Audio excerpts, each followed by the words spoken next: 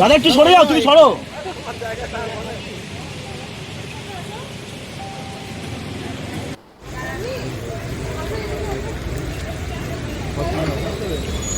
দাদা একটু সরে যাও, তুমি সরো।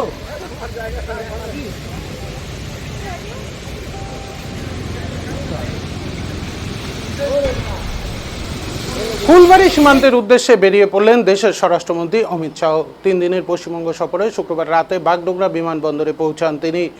মুখ্যমন্ত্রী শুভেন্দু অধিকারী এবং উত্তরবঙ্গ উন্নয়ন মন্ত্রী নিশীথ প্রামাণিক তাকে স্বাগত জানান। শনিবার উত্তরবঙ্গের দ্রুতই বিএসএফ ক্যাম্প পরিদর্শন করবেন তিনি। যোগ দেবেন প্রহরী সম্মেলনে।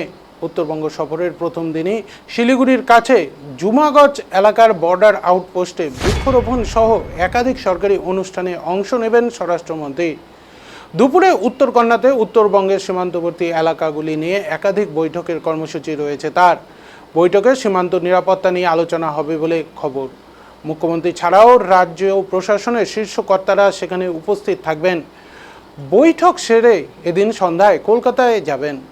সফরের দ্বিতীয় পর্যায়ে আগামীকাল স্বরাষ্ট্রমন্ত্রী রাজ্যের আইন শৃঙ্খলা পরিস্থিতি নিয়ে পুলিশ শীর্ষ আধিকারিকদের সঙ্গে বৈঠক করবেন। জাতীয় গ্রন্থাগারে একটি অনুষ্ঠানে তার যোগ দেওয়ার কথা রয়েছে। সেই সঙ্গে বিশ্ব বাংলা কনভেনশন সেন্টারের আমুল প্ল্যান্টের আনুষ্ঠানিক শিলান্যাস অনুষ্ঠানেও অংশ নেবেন কেন্দ্রীয় স্বরাষ্ট্রমন্ত্রী।